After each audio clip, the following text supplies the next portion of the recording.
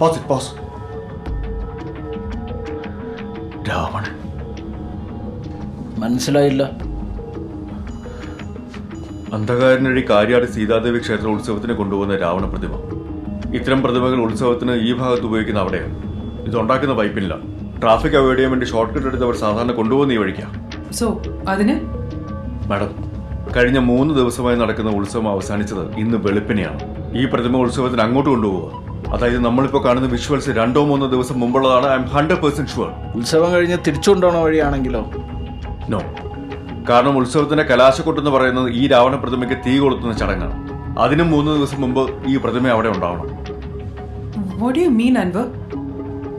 I think we have been hacked. CCTV tamper ചെയ്ത് visuals ആരോ മാറ്റിയിരിക്കുന്നു. Find a goddamn expert. And Preeti, Anwar പറയുന്നത് ശരിയാണെന്ന് check ചെയ്യേ. Yes, ma'am.